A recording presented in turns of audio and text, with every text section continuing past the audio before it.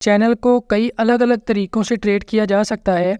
यहाँ इस एनालिसिस में आपको 3 सिनेरियो मिल जाएंगे, लेकिन सिर्फ चैनल को देखकर ऐसे ही रैंडमली एंटर हो जाना मार्केट में काफ़ी नहीं है। आपको फंडामेंटली कुछ चीज़ों पे नज़र रखनी होती है और साथ में मार्केट सेंटिमेंट्स भी देखे जाते हैं। नेक्स्ट वीक सिल्वर एक स्मॉल करेक्शन के बाद अगेन अपसाइड पे मूव करेगा। गोल्ड सेल करवाया था 1991 से और इस वक्त ये ट्रेड 100+ पिप्स प्रॉफिट में आ चुकी है।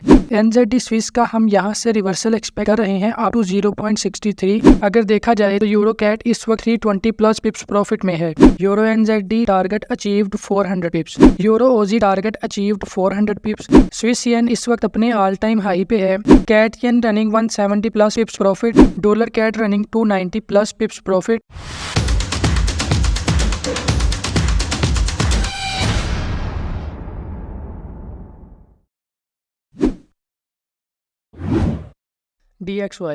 DXY का बिगर टाइम फ्रेम में ट्रेंड अप साइड पे चल रहा है, जिसकी करंट मार्केट प्राइस इस वक्त 106.1 पे चल रही है। अभी हम यहाँ पे एक बिगर करेक्शन एक्सपेक्ट कर रहे हैं और करेक्टिव वेव में ट्रेड करने के लिए हम मार्केट का थोड़ा सा और अप साइड पे आने का वेट करेंगे।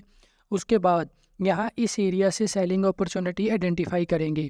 Wait for confirmation signal like bearish candlestick pattern और एक clear rejection of the supply zone before entering a trade. Euro NZD target achieved 400 pips. पहले मैं आपको इसका ओल्ड चार्ट दिखा देता हूँ। ये रहा, ये 25 to 29 सितंबर का चार्ट है, जिसमें हमने आपको बताया था कि बिगर टाइम फ्रेम में यूरो में करेक्शन चल रही है। अगर मार्केट अपनी ये करेक्शन जारी रखते हुए यहाँ इस एरिया तक आएगी तो यहाँ से हम पुल बैक एक्सपेक्ट कर रहे हैं, यानी कि बाइंग अपॉर्चुनिटी।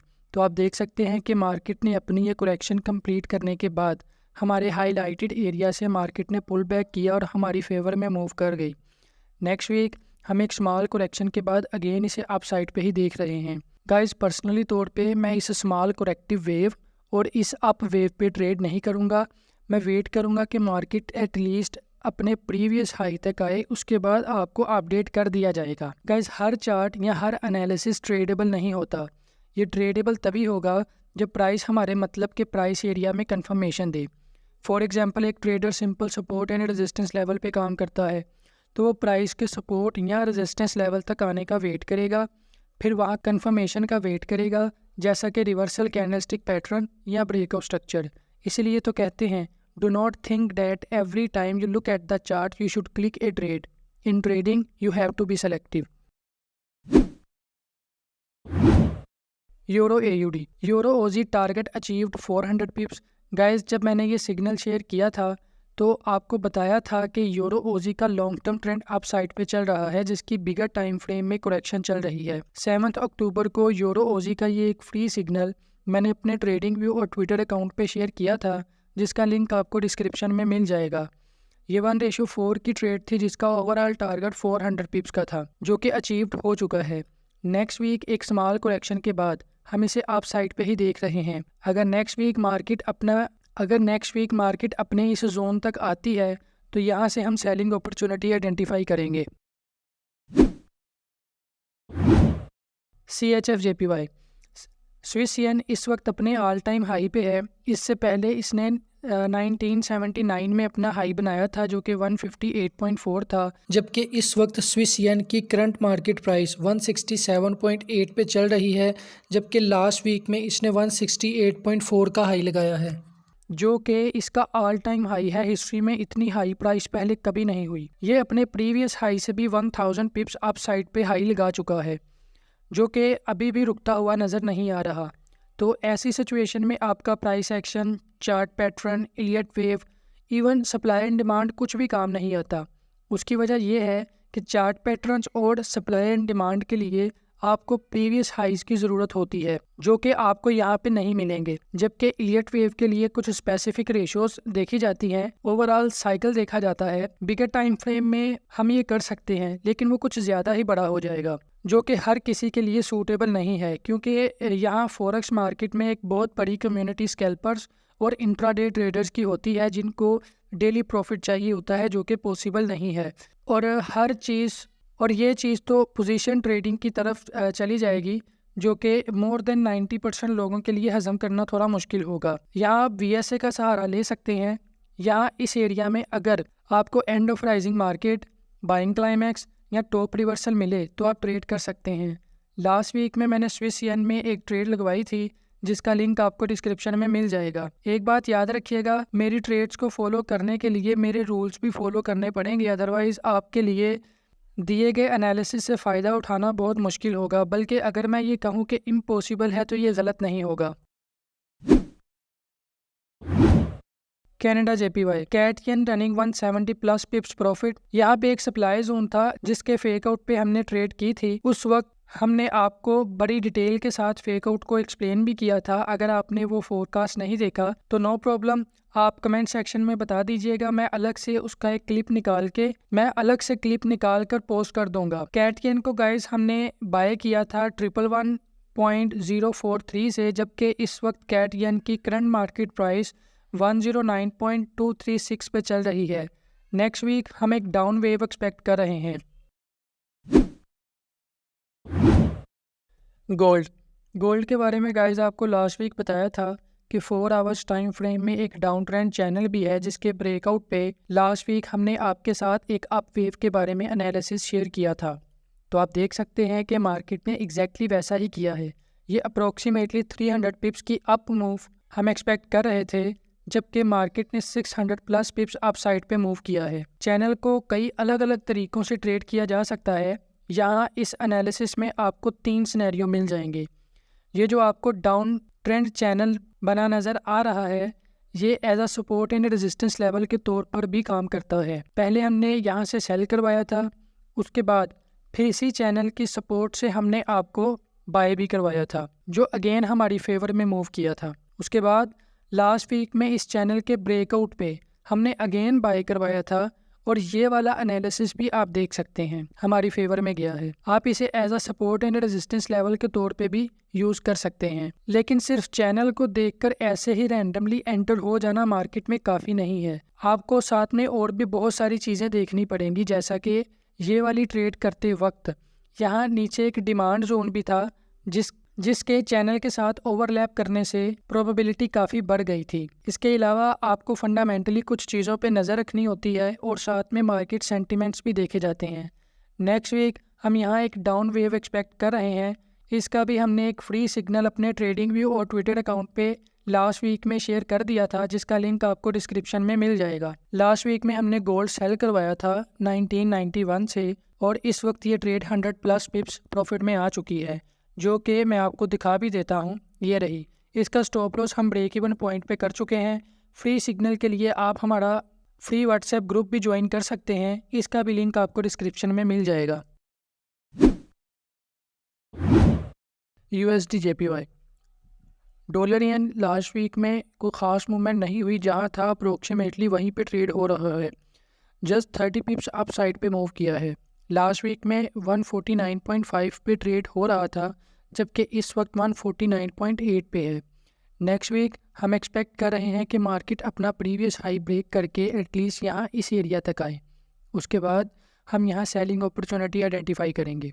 एक बात का आपने ख़ास ख्याल रखना है कि रैंडमली आपने किसी भी ट्रेड में एंटर नहीं होना।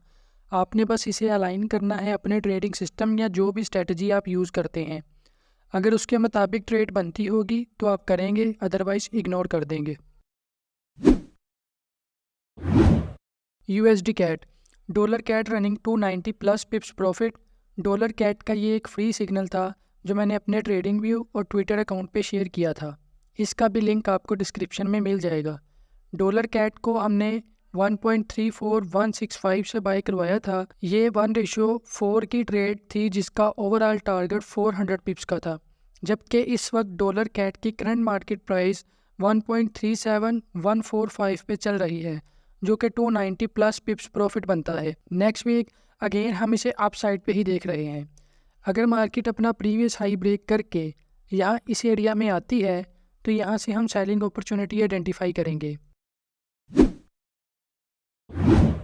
यूरो कैट का ये एक फ्री सिग्नल था जो मैंने 27 सितंबर को अपने ट्रेडिंग व्यू और ट्विटर अकाउंट पे शेयर किया था, जिसका लिंक आपको डिस्क्रिप्शन में मिल जाएगा। यूरो कैट को मैंने 1.4205 से बाय करवाया था, जबकि यूरो कैट की इस वक्त करंट मार्केट प्राइस 1.45276 पे चल रही है। अगर देखा जाए तो यूरो कैट इस वक्त 320 प्लस पिप्स प्रॉफिट में है। गाइज लास्ट वीक आपको बताया था कि नेक्स्ट वीक हम एक स्मॉल करेक्शन एक्सपेक्ट कर रहे हैं डाउन साइड पे, उसके बाद अगेन यूरो हमारी टारगेट की तरफ जाएगा। तो आप देख सकते हैं कि मार्केट ने एग्जैक्टली वैसा ही किया है। नेक्स्ट वीक यूरो थोड़ी सी करेक्शन करेगा डाउन साइड पे, उसके बाद अगेन हम इसे अप साइड पे ही देख रहे हैं। AUD-CHF ओजी स्विस बिगर टाइम फ्रेम में अपने डिमांड जोन में है, जबकि 4 आवर्स टाइम फ्रेम में एक डबल बॉटम पैटर्न अपीयर हुआ है। डबल बॉटम एक टेक्निकल एनालिसिस पैटर्न है जो फॉरेक्स ट्रेडिंग में यूज़ होता है। इस पैटर्न में प्राइस चार्ट में 2 बार एक नीचे वाले पॉइंट या बॉटम पर आती है और उसके बाद प्राइस ऊपर की तरफ मूव करती है। ये पैटर्न एक रिवर्सल पैटर्न होता है, जिसका मतलब होता है कि जब प्राइस दोबारा ऊपर की तरफ मूव करती है तो ये इंडिकेट करता है कि डाउन ट्रेंड ख़त्म हो सकता है और अप ट्रेंड स्टार्ट हो सकता है। डबल बॉटम पैटर्न को रिकॉग्नाइज करने के लिए आपको प्राइस चार्ट पर 2 लो पॉइंट को आइडेंटिफाई करना होता है जो आपस में बराबर होते हैं, यानी इक्वल लोज बनते हैं। अगर 2 ऐसे पॉइंट मिलते हैं और प्राइस उसके बाद ऊपर की ओर मूव करती है तो ट्रेडर्स ये समझते हैं कि डबल बॉटम पैटर्न बन रहा है और वो लोग पोजीशन ले सकते हैं। लेकिन हमेशा याद रहे कि किसी भी पैटर्न को कंफर्म करने के लिए आपको और टेक्निकल इंडिकेटर्स का भी सहारा लेना चाहिए। फॉरेक्स ट्रेडिंग में रिस्क मैनेजमेंट की बहुत ज़्यादा अहमियत होती है, इसलिए हमेशा ध्यान से ट्रेडिंग करें। ओजी स्विस में नेक्स्ट वीक हम सिर्फ बाइंग अपॉर्चुनिटी ही आइडेंटिफाई करेंगे और किसी भी किस्म की सेलिंग अपॉर्चुनिटी को इग्नोर करेंगे। NZD-CHF NZD स्विस का हम यहाँ से रिवर्सल एक्सपेक्ट कर रहे हैं अप टू 0.63। इसका एक फ्री सिग्नल मैंने लास्ट वीक में शेयर किया था, जो कि मैं आपको दिखा भी देता हूँ। ये रहा।